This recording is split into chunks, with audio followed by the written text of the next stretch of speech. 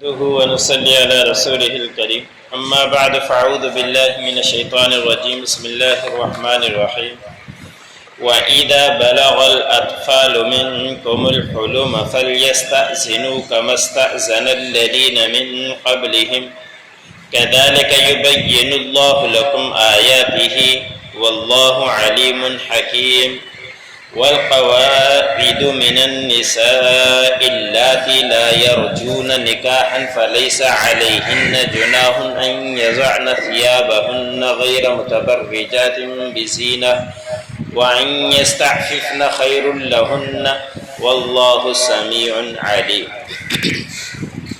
سورۃ النور کا درس چل رہا ہے۔ اسی سورۃ کی آیت نمبر 59 اور 60 تلاوت کی گئی۔ گزشتہ آیتوں کے اندر تذکرہ گزرا کہ اللہ رب العزت نے فرمایا کہ جو تمہارے دائیں ہاتھ جس کے تمہارے مالک ہیں اور ایسے ہی جو ابھی تک بلوغت کو نہیں پہنچے تو ان کے لیے حکم بیان فرمایا تھا کہ 3 وقت میں اجازت لے کر داخل ہوں، بغیر اجازت کے وہ گھر کے اندر بھی داخل نہ ہوں۔ چھوٹے بچوں کے لیے بھی یہ حکم ہے کہ ان اوقات میں اجازت لیں، اجازت کے بعد داخل ہوں۔ وہ اوقات یہ تھے کہ فجر کی نماز سے پہلے اور دوپہر کے وقت جب تم کپڑے اتارتے ہو اس وقت اور عشاء کی نماز کے بعد۔ یہ 3 اوقات ایسے ہیں کہ ان میں اجازت لے کر پھر داخل ہوں، بغیر اجازت کے داخل نہ ہوں۔ وہ ان لوگوں کے لیے حکم تھا جو ابھی بلوغت کو نہیں پہنچے۔ آج کے آیت میں اللہ رب العزت نے ان لوگوں کے بارے میں بیان فرمایا کہ جو بلوغت کو پہنچ چکے ہیں، تو پھر اللہ رب العزت نے فرمایا کہ اب ان کو ان 3 اوقات کے علاوہ بھی جب بھی جانا چاہیں تو اس وقت ان کو اجازت لے کر پھر داخل ہونے کی اجازت ہے، بغیر اجازت کے داخل ہونے کی اجازت نہیں ہے۔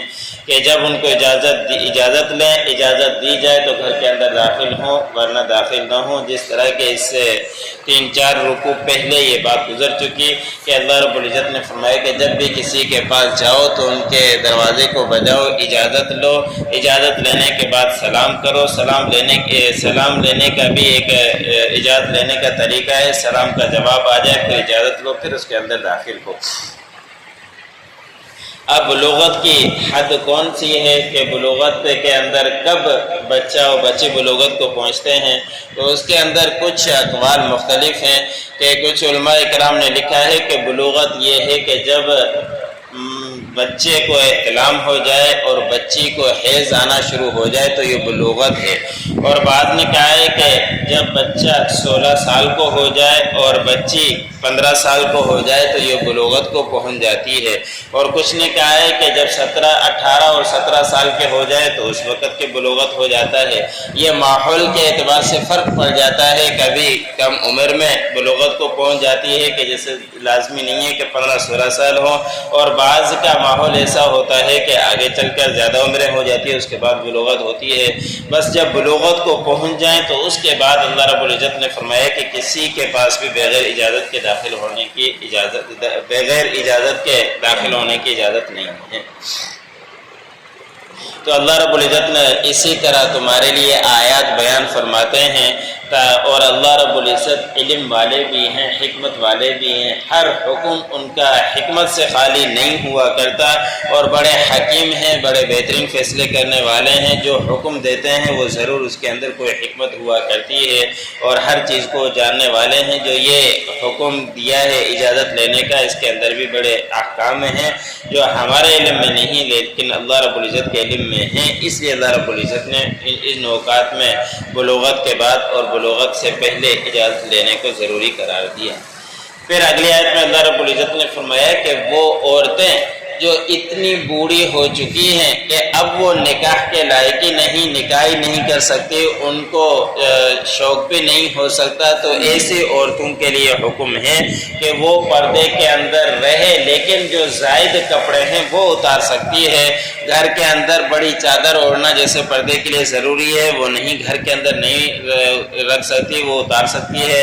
ایسے ہی برقع وغیرہ اس کے لیے حکم یہ ہے کہ وہ بھلے نہ پہنے، ان کے لیے گنجائش ہے کہ جو زائد کپڑے ہیں ان کو اتار سکتی ہے۔ لیکن ساتھ میں اللہ رب العزت نے فرمایا کہ ایسی عورتیں بھی زینت کے لیے کام نہ کریں، بغیر زینت کے لیے ان کے حکم ہے۔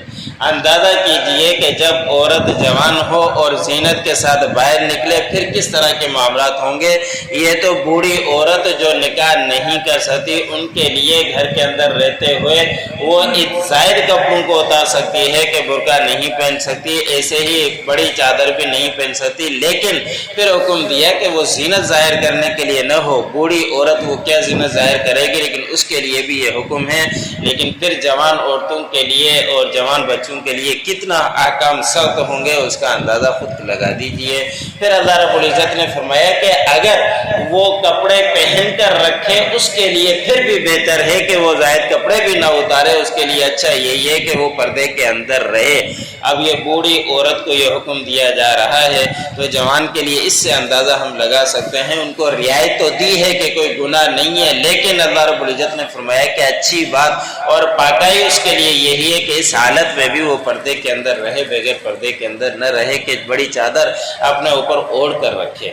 تو اللہ رب العزت سننے والے بھی ہیں اور جاننے والے بھی ہیں کہ کون کس طرح کا رہتا ہے، سب کچھ اللہ رب العزت کے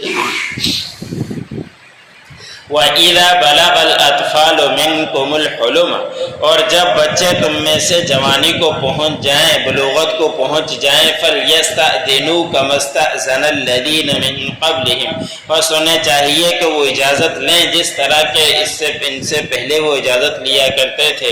كَذَلِكَ يُبَيِّنُ اللَّهُ لَكُمْ آيَاتِهِ، اسی طرح اللہ رب العزت تمہارے اوپر اپنی آیات کو بیان فرماتے ہیں۔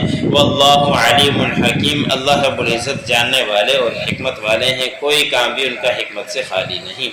وَالْقَوَائِدُ مِنَ النِّسَاءِ اللَّاتِي لَا يَرْجُونَ نِكَاحًا، اور وہ عورتیں جو گھر کے اندر بیٹھنے والی ہیں، بوڑھی ہو چکی، اب وہ نکاح کی امید نہیں رکھتی، نکاح کی رغبت نہیں رکھتی، فَلَيْسَ عَلَيْهِنَّ جُنَاحٌ، پس نہیں ہے ان کے اوپر کوئی گناہ، کوئی حرج، أَن يَضَعْنَ ثِيَابَهُنَّ، کہ وہ زائد کپڑوں کو اتار دیں، غیر متبرجات بزینہ، اور شرط یہ ہے کہ وہ زینت کو ظاہر کرنے والی نہ ہو تو اس کے بعد وہ زائد کپڑوں کو اتار سکتی ہے۔ اگر زینت کو ظاہر کرنا مراد ہے تو پھر زائد کپڑے بھی نہیں اتار سکتی۔ وَإِن يَسْتَعْفِفْنَ خَيْرٌ لَهُنَّ، اگر وہ پردے کے اندر رہے تو ان کے لیے مزید بہتر ہے۔ وَاللَّهُ سَمِيعٌ عَلِيمٌ، اور اللہ رب العزت سننے والے اور جاننے والے۔